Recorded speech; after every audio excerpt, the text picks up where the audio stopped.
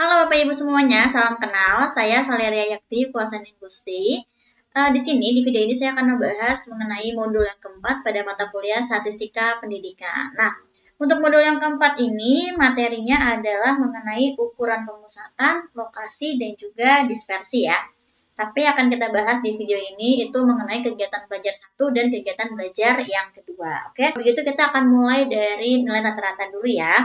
Nah, rata-rata sebenarnya apa sih? Kalau kita bahas tentang rata-rata itu berarti sama aja seperti kita membahas wakil dari kumpulan data, ya. Jadi nilai yang mewakili itu adalah rata-rata. Kita bisa sebut dia sebagai rata-rata yang mewakili data-data yang ada, gitu. Oke, sekarang yang akan kita bahas di video ini tuh ada 3 mengenai rata-ratanya ya. Jadi nilai rata-rata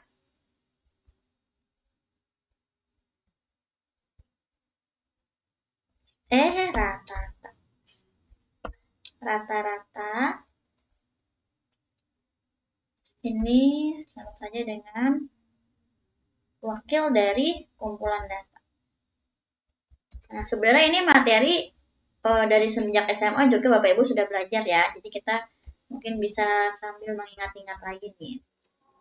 Oke, nah sekarang berarti kita bahasnya tentang apa aja di video ini.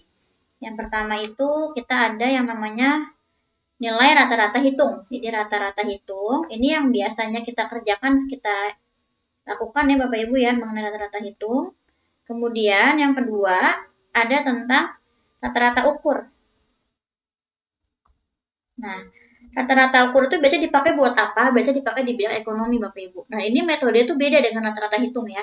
Lalu yang ketiga itu adalah rata-rata harmonis. Kalau rata-rata harmonis itu bagaimana? Ini biasa digunakan ketika ada hubungannya dengan waktu. Ya, jadi nanti kita lihat coba contoh soalnya Bapak Ibu ya. Sekarang kita coba untuk rata-rata hitungnya. Nah, sebenarnya rata-rata hitung tuh sama aja kayak kita mencari rata-rata biasa pada waktu SMA gitu ya, SMP. Nah, sekarang saya cuma akan bahas coba satu contoh soal aja langsung mengenai rata-rata hitung. Tapi di sini saya akan coba menggunakan assuming atau sama saja dengan rata-rata kiraan ya. Ini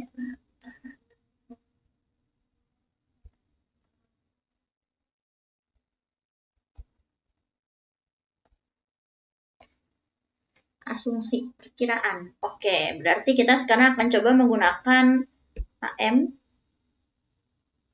atau assuming. Jadi ini ceritanya kita mau ngerjain soal untuk mencari rata-rata ya, menggunakan AM ini. Nah, rumusnya bagaimana sih kalau kita mau menggunakan AM ini pada data yang berkelompok? Jadi di sini saya akan bahas untuk rata-rata, rata-rata sama sama aja. Rata-rata, modus dan mediannya itu menggunakan data berkelompok ya.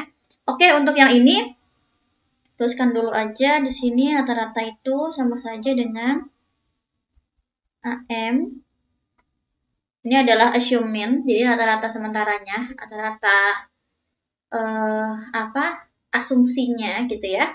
Nah, di sini kita bisa tulis P. Sebenarnya ini mau nulis P boleh, mau nulis I juga boleh. Biasanya saya juga tulisnya I, itu interval Bapak Ibu ya. Nah, di sini ada sigma I sama dengan 1 sampai K, FI dikali DI, jadi frekuensi dikalikan dengan DI,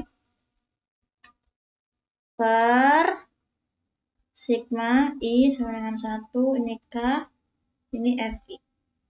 Ini kita gedein. Oh, kegedean. Oke. Nah, udah seperti ini. Nah, ini Bapak Ibu rumus yang akan kita gunakan ya. Jadi, nanti kita akan coba menggunakan rumus ini. Saya kotakin dulu. Oke, nah sekarang saya akan coba tulis soalnya dulu Bapak Ibu ya. Oke, Bapak Ibu, di sini saya sudah punya datanya, ada dalam tabel ya. Kita bisa lihat di sini ada kelasnya. 31 sampai 40, 40 sampai 50 dan seterusnya. Kemudian ada frekuensinya juga. Lalu di situ saya tulis DI. Nah, ini DI itu bagaimana maksudnya? Jadi Bapak Ibu, sekarang yang pertama itu kita akan tentukan dulu di manakah rata-rata yang sementaranya itu. Ya, rata-rata dugaannya tuh kira-kira di mana. Saya akan pilih di yang frekuensinya paling banyak aja ya. Jadi saya akan pilih di sini. Saya akan pilih ini. Nah, yang ini ya Bapak Ibu. Oke. Karena di sini dia yang saya anggap assume-in ini adalah AM ya. Maka di sini saya akan kasih DI-nya itu adalah 0. Ya, jadi untuk yang bagian AM itu dia akan menjadi 0 Bapak Ibu. Kemudian untuk bagian atas sebelum 0 berarti ada apa? Negatif 1, negatif 2, negatif 3, negatif 4. Itu kan urutannya kalau di garis di bilangan kan. Setelah 0 berarti ada 1, ada 2. Ya. Kenapa sih kita gunakan cara ini? Sebenarnya boleh bebas mau pakai apa aja Bapak Ibu ya. Kalau misalnya pengennya ngambil nilai tengah terus dikali satu-satu, dijumlahkan, dibagi itu juga boleh-boleh aja. Cuma dengan menggunakan cara ini akan menjadi lebih kecil nanti bilangannya jumlahnya. Ya, jadi akan lebih gampang untuk menghitungnya. Oke, Bapak Ibu, sekarang ini kita tulis dulu jumlah dari si frekuensinya ya. Jadi saya akan tulis jumlahnya, kita kasih sigma di situ. Ini kalau dihitung-hitung 1 tambah 2 tambah 5 tambah 15 tambah 25 tambah 20 tambah 12. Jadi iya 80 ya. Nah, sekarang kita lanjut lagi. Ini 80 nih untuk FI-nya. Terus karena sebelah kanannya. Nah, karena di sini kita lihat ya di rumusnya Bapak Ibu ya, ada AM. Oke, kita udah tahu nih yang dianggap AM itu nanti yang di daerah sini nih. Ya kan? Nah, terus ada I. Itu apa sih? Interval. Tadi saya pakai P ya, tapi ini terserah deh. Mau pakai I boleh, mau pakai P boleh ya untuk yang di sini nih intervalnya. Ini saya mau ganti jadi I aja ya. Ini adalah interval. Oke. Nah, lanjut di sini ada sigma I sama dengan 1 sampai K, FI kali DI. Ini kita mungkin bisa kurangin lagi gini. Nah, jadi dikalikan dulu, terus nanti kita jumlahin ya. Terus dengan ada di bawahnya sigma dari FI, jadi total dari si frekuensinya. Ya udah berarti kalau gitu di sini satu kolom lagi nih yang kosong Bapak Ibu itu adalah untuk FI kali DI. Jadi di sini saya akan taruh FI dikali DI. Kita hitung aja ya, jadinya 1 dikali negatif 4 itu berarti negatif 4. Ini jadi negatif 6, negatif 10, terus ada negatif 15, lanjut ke sini. Ini ada 0, 20, ini ada 24 ya. Oke, ini saya tandain lagi yang tadi. Kehapus. Nah, oke. Berarti jumlahnya jadi berapa? Kalau kita hitung semuanya Bapak Ibu, jumlahnya akan menjadi 9 ya. Oke, kita udah tahu nih berarti total frekuensinya. Ini saya lingkari, ini saya lingkari. Sekarang bisa kita input ke dalam rumusnya ya. Jadi kita masukin aja ke sini. Nah, AM-nya gimana nih? AM-nya kita belum tahu berapa gitu ya. Caranya gimana nyari AM? Caranya tinggal ini kan 71 sampai 80 ya intervalnya ya. Nah, untuk mencari AM-nya itu, kita tuliskan di samping ya. Kita bisa dengan cara AM itu sama dengan yang 71-nya, bilangan yang pertama ditambah dengan 80. Terus kita bagi dengan 2 ya. Jadinya berapa? 151 kita bagi dengan 2. Oke. Maka akan menjadi 75,5. Nah, ini untuk AM-nya. Berarti kalau gitu AM yang di sini Bapak Ibu akan kita ganti dengan 75,5 ya. 75,5 ditambah interval. Mencari interval bagaimana? Mencari interval itu berarti tinggal kita lihat si panjang kelasnya. Interval kan sampai dengan panjang kelas ya. Makanya tadi kenapa dia pakainya P gitu. Sebenarnya P itu sama aja dengan panjang kelas atau dengan interval ya. Mungkin di sini saya akan kasih keterangan dulu deh ya. AM itu adalah assuming. Terus di sini ada P itu atau I ya, saya tulis P atau I itu adalah panjang kelas atau interval. Kelas atau interval. Nah, gitu ya. Oke, lanjut nih Bapak Ibu. Sekarang tinggal I-nya berarti kita lihat dari nilai bawah atau tepi bawah dan juga tepi atas ya. Kalau kita lihat di sini ada 31 sampai 40. Tepi bawahnya berapa? Dari si kelas yang pertama ini. Tepi bawah itu caranya gimana? Berarti nilai yang paling bawah itu 31 kita kurangi dengan 0,5. Jadinya berapa? 30,5 ya untuk tepi bawahnya. Sedangkan untuk tepi atasnya itu ada berapa? Berarti ditambah. Jadi kalau tepi bawah itu dikurang 0,5, tepi atas tuh ditambah 0,5. Jadi kalau kita tulis gini nih. Ini ada 31,5 tepi bawah, 40,5 itu untuk tepi atas. Ya mungkin Bapak Ibu sebenarnya udah tahu nih, cuma saya ingetin lagi aja ya. Ya tinggal gimana? Tinggal 40,5 kita kurangi dengan 31. Salah. 30,5 harusnya ya. Karena kan dikurangi dengan 0,5 si 31-nya. 30,5. Maka jadinya 20. Atau bisa juga kalau misalnya lebih sederhana lagi, yang paling belakang nih 40-nya kita tambahin 1 aja. Jadinya 41 ya. 41 kurangi 31 jadi 20. Mau manual juga boleh. Jadi ngitungnya 31, 32, 33, 34 seterusnya sampai 40 itu ada berapa bilangan sih? Gitu ya. Oke, berarti I-nya ini adalah 20. Kurung buka. Sekarang kita lihat di sini kan ada sigma-nya ini ya. Berarti tinggal kita tulis yang ini 9. Jadi 9 per total frekuensinya itu adalah 80. Ya. Oke, sekarang kita lanjutin lagi. Berarti tunggu deh. Kok jadi 20? 40 kurang dari 30 itu 10. Salah. Gimana ini ceritanya? Ini 10 ya maksudnya. Nah, ini adalah contoh tidak teliti ya, Bapak Ibu jangan ditiru ya. Oke, kita lanjut lagi. Berarti sekarang 75,5 ditambah, ini tinggal kita bagi. Ya, jadinya ada 9/8. Nah, ini boleh disamakan penyebut gitu, atau langsung dijadiin desimal aja ya. Jadi 75,5. Mana nih? Oh, sebentar. Berantakan.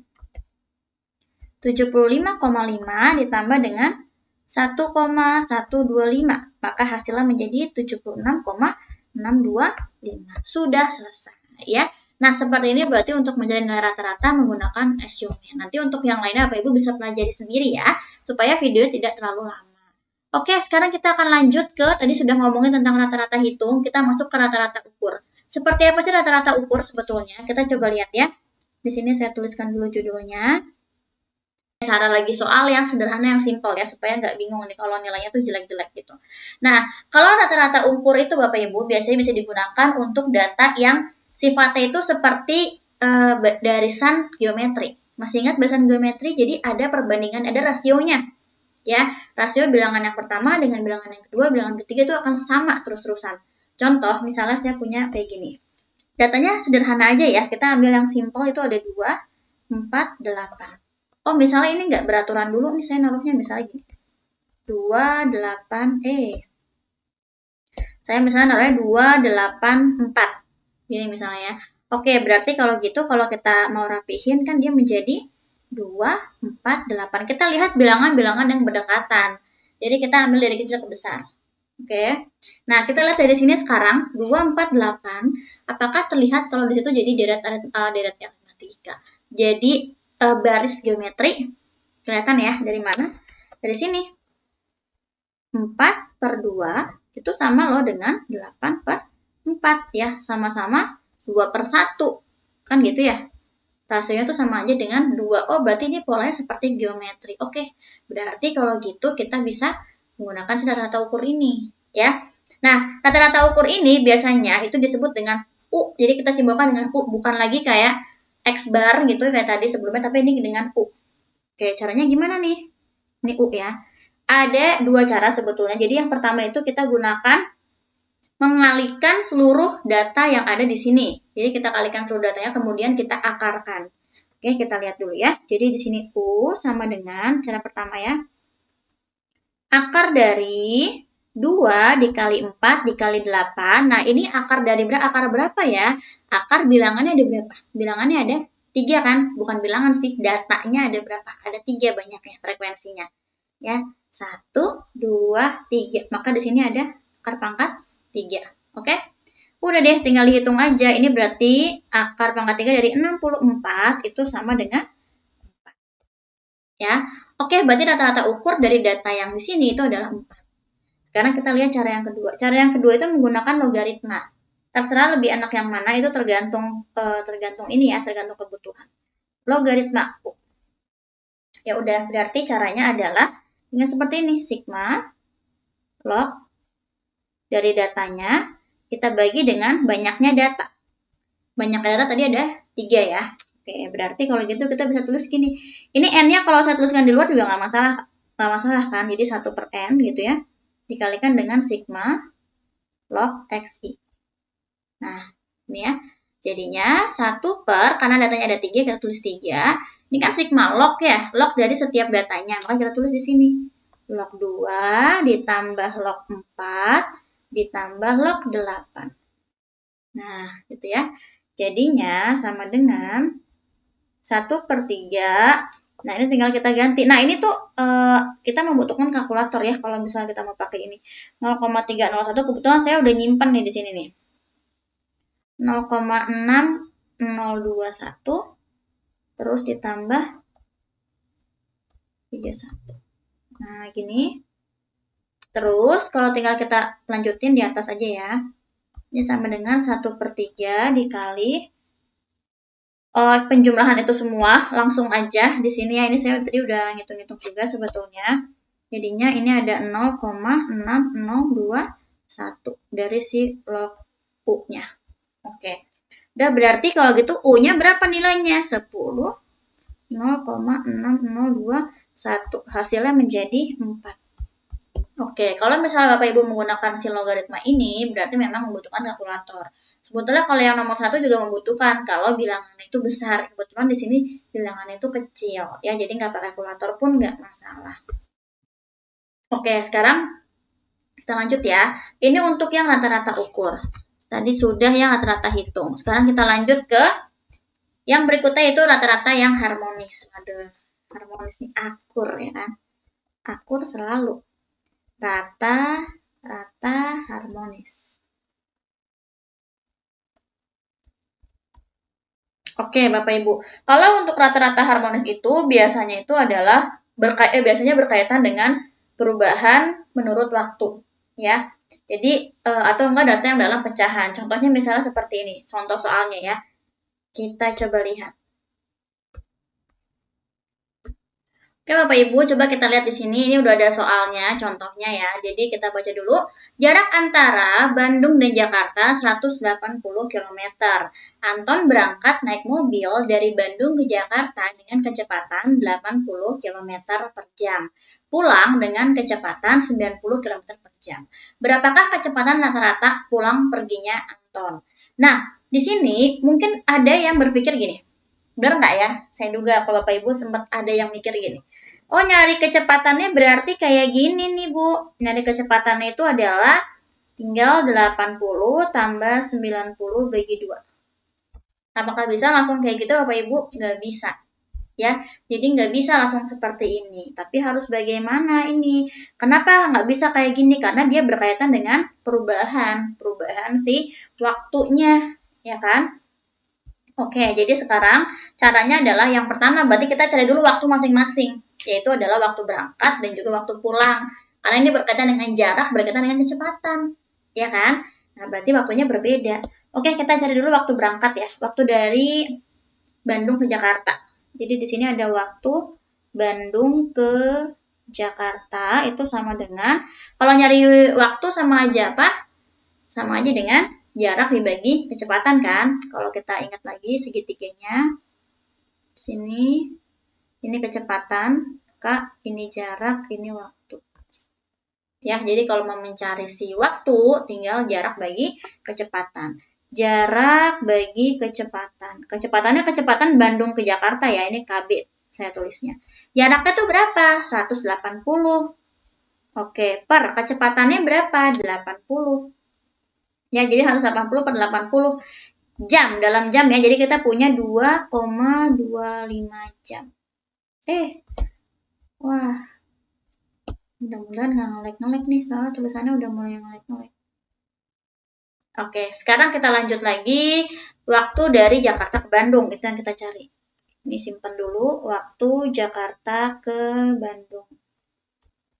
Sama jarak dibagi kecepatan, tapi ininya Jakarta. Jaraknya itu sama ya, harus 80 km nggak berubah. Karena kan yang dilalui itu aja ya. Per kecepatannya adalah 90, maka kita punya 2 jam. 2 jam. Hilang. Oke. Nah, Oke, udah seperti ini udah ada waktu dari Bandung ke Jakarta, waktu dari Jakarta ke Bandung. Terus gimana nih sekarang? Kita mencari, oh jaraknya juga udah ada, 180 kita tulis dulu juga ya. Jaraknya, wah, ngelek nih. Jarak, udah semua yang diketahui. Jarak itu sama dengan 180 km. Oke, baiklah. Ini jaraknya udah ada 180 km, berarti sekarang kita cari untuk kecepatannya. Baru nih, kalau udah sampai sini, Bapak Ibu, kita masuk ke kecepatannya. Ya, cara untuk mencari kecepatannya bagaimana? Kan kalau kecepatan itu adalah jarak kita bagi dengan waktu, ya kan? Nah, untuk jarak itu, ini kan dibilang gini ya, berapakah kecepatan rata-rata pulang perginya. Nah, untuk jaraknya berarti kita ngitungnya dua, jarak berangkat dan juga jarak pulang. Jadinya 180-nya kita kalikan dengan 2. Jadi 360 km. Artinya kecepatan yang kita ngitungnya itu adalah 360 kita bagi dengan waktu, ya kan? Nah, tapi waktunya waktu yang mana nih berarti? Ya, waktunya berarti waktu dari total. Total si 2,25 ditambah dengan 2 gitu loh ya. Jadinya 4,45 beratan ya kayaknya nih. 4,45, 4,25.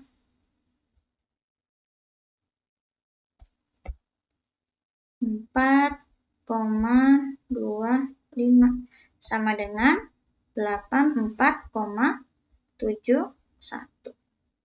Ini kilometer per jam. Nah, seperti itu ya. Nah, ini udah kita temui ini berarti ya untuk rata-rata harmonisnya. Tapi ini kan kalau misalnya kita nggak gunain cara rata-rata harmonis sebenarnya. Jadi kita benar-benar kayak satu-satu gitu loh. Kita cari waktunya dulu. Dari Bandung ke Jakarta, Jakarta ke Bandung, kita cari jaraknya ya kan, nyari kecepatannya. Ada caranya sebenarnya kalau kita mau langsung mencari dengan rata-rata harmonis. Kita lihat ya.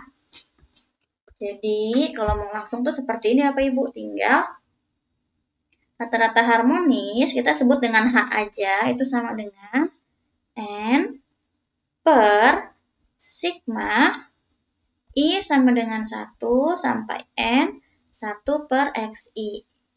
Nah, oke kita coba input ya. N-nya tuh berapa? N-nya sama dengan 2. Kenapa? Karena pulang pergi. Jadi 2. Oke.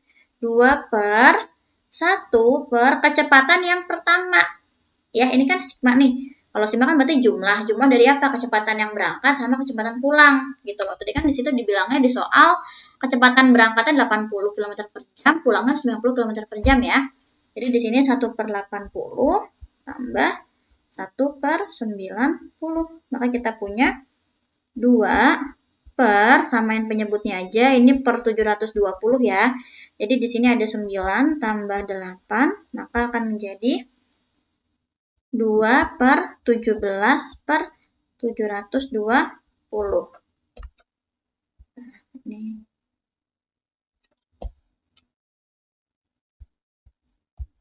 Oke, kalau dihitung berarti tinggal gimana? Tinggal 2 dikali 720 per 17 kan? Udah deh, kita dapatkan hasilnya 84,71 km per jam. Nah, apakah sama dengan yang sebelumnya? Sama jawabannya ya, 84,71. Nah, ini untuk rata-rata yang harmonis nih Bapak Ibu semuanya. Sekarang untuk rata-rata sudah, kita akan coba masuk ke kegiatan belajar yang kedua. Ya, kegiatan belajar kedua itu adalah modus dan median. Ya, jadi di video ini kita bahasnya untuk kegiatan belajar 1 dan kegiatan belajar 2 dulu ya.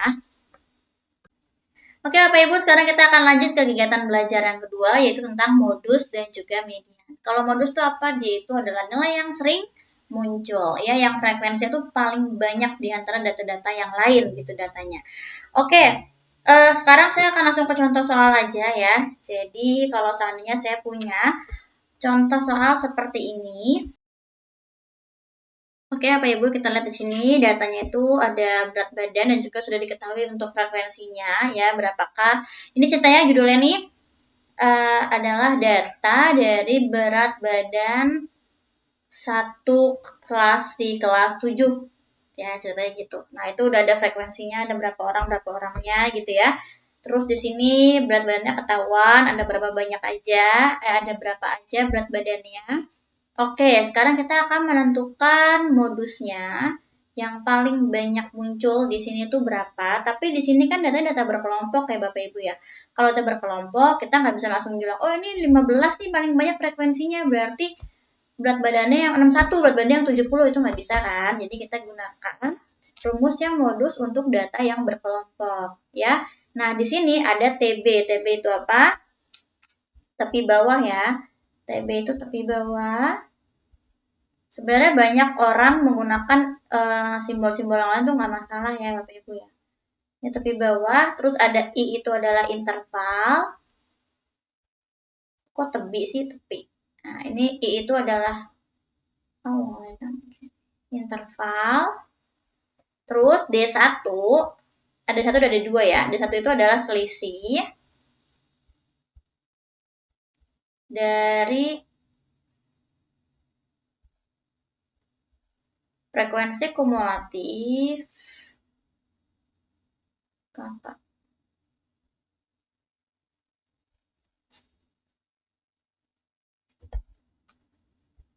Nah, frekuensi kumulatif.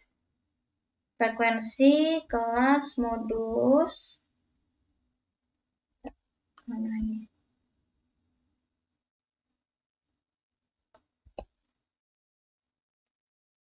Kemudian di sini ada D1 ya. D1 itu adalah selisih frekuensi kelas modus. F itu frekuensi ya. Kelas modus dengan sebelumnya.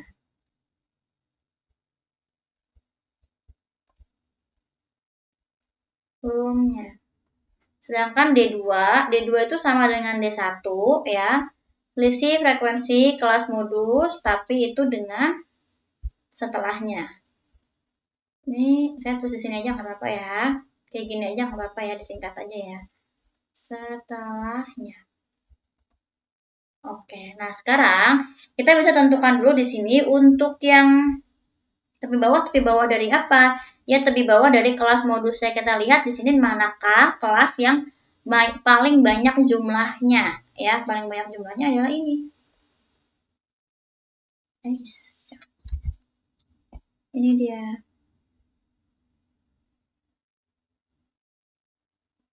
Ya, ini yang paling banyak ya Bapak Ibu. Jadi, kita akan ambil yang itu untuk modusnya, untuk tepi bawahnya. Ingat, 61 kan yang paling kecil, berarti 60,5 tepi bawahnya. Kita kurangi 0,5.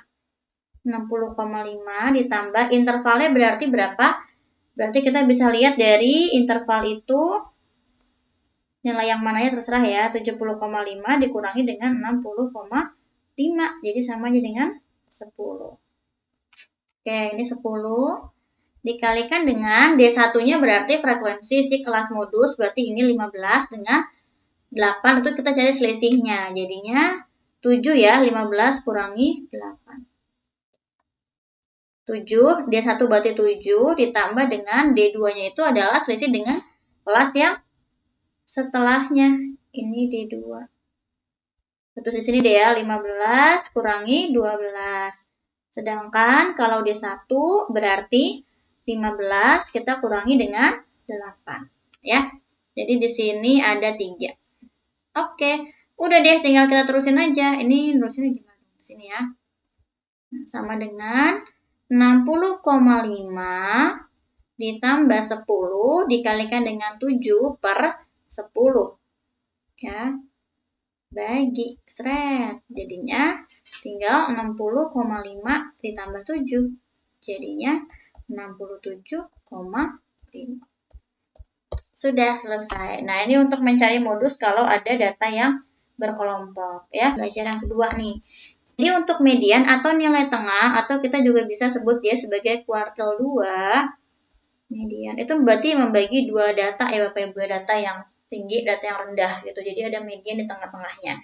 Nah, ketika ada suatu data yang punya nilai rata-rata, nilai median, dan nilai modus yang sama, maka akan menghasilkan kurva yang seperti ini nih, kurva normal.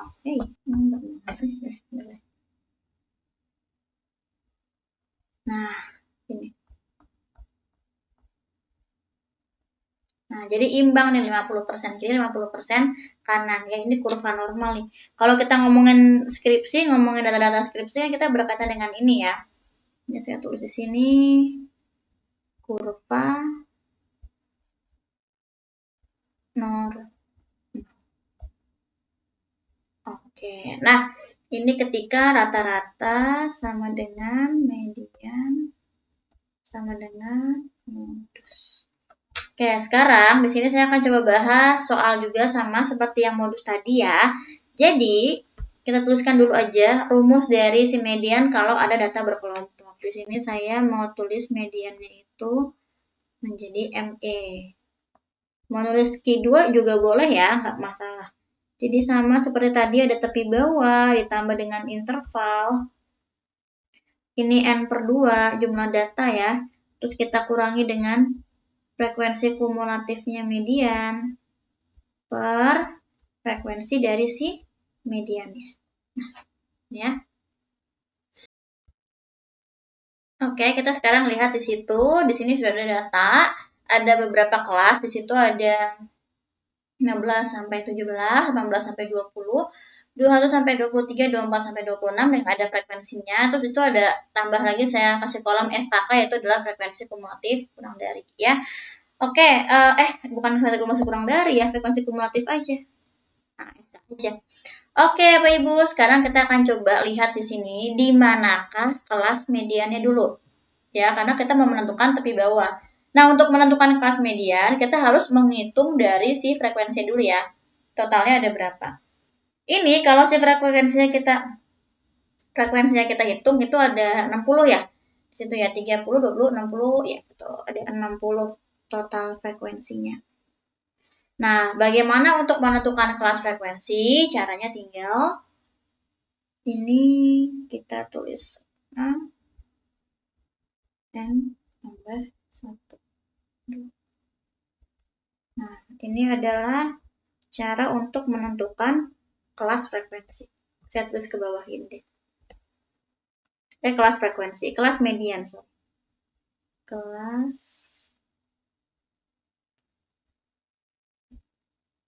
median. Oke. Nah, berarti kalau gitu di situ kita bisa lihat itu tinggal setengah dikalikan dengan 60 tambah 1. Ya. Atau sama aja dengan setengah dikali 61. Setengah kali 61 itu berarti 30,5 ya. Nah, kita bisa cari di manakah lokasinya ada 30,5 gitu di frekuensinya. Ini 20 ada di sini. Oh, ini udah ada 20 data nih, ya. Berarti data ke 30,5 itu di mana? 30,5 letaknya ada di sini nih. Ini kan udah 20, ini 26 kan. Kalau kita hitung frekuensi kumulatifnya itu berarti ini 20. Yang kedua 20 tambah 26 berarti 46. 46 tambah 10 berarti 56. 56 tambah 4 jadi 60 ya. Di manakah ada 30,5 ada di sini Bapak Ibu. Oke, berarti kita udah punya untuk kelas ini ya. Mediannya. Nah, kita stabilin dulu. Sekarang kita lanjut lagi, berarti tepi bawahnya itu adalah tinggal 18 dikurangi 0,5, jadi 17,5 ditambahkan dengan intervalnya berarti tinggal 20,5 dikurangi 17,5 atau mau bikin 21 kurangi 18 itu juga nggak apa-apa. Ya, kalau mau kayak gitu. Jadinya di situ kita dapat 3 ya. Di sini ada N per 2, berarti samanya dengan 60 kita bagi dengan 2, jadi N itu sama aja frekuensinya, totalnya dikurangi dengan FKM itu berarti frekuensi kumulatif sebelumnya si kelas median. Berarti berapa nih? Oh, ini nih. 20 ya. Jadi di sini kita gantilah dengan 20 per frekuensi median. Di kelas median itu frekuensinya berapa? Oh, 26. Nah, Ini ya. Oke deh, lanjutin lagi. Jadi 17,5 ditambah 3 dikalikan dengan 30 dikurangi 20 terus per 26. Jadi sama dengan 17,5 ditambah 3 dikalikan dengan 10 per 26. Nah, ini nanti bilangannya hasilnya koma-komaan nih berarti ya. Kita hitung lagi ya sekarang, jadi 17,5. Mantapkan.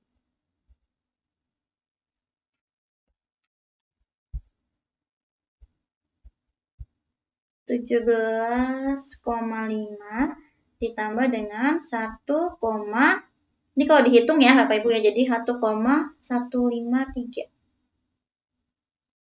Nah, 3 angka di belakang koma boleh deh. 2 angka aja deh ya. 1,15 aja ya. Nah, gini. Oke, udah deh tinggal hitung hasilnya jadinya 18,65. Selesai. Nah, berarti mediannya itu posisinya ada di 18,65. Oke, Bapak Ibu semuanya, segini dulu. Oh, sebentar deh. Kok jadi hitam ya ternyata stabilnya di sini.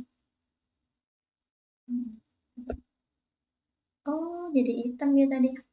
Oke, kalau gitu Bapak Ibu segini dulu aja video dari saya. Ini pembahasan untuk kegiatan belajar 1 dan kegiatan belajar 2. Mudah-mudahan bisa membantu untuk menemani Bapak Ibu untuk belajar. Kalau seandainya Bapak Ibu pengen nih saya buatkan lagi untuk kegiatan belajar yang selanjutnya, boleh silakan kasih tahu aja di kolom diskusi atau bisa juga chat saya aja di LMS ya. Terima kasih banyak, semangat terus belajarnya dan kalau ada pertanyaan jangan ragu-ragu untuk bertanya. Semangat!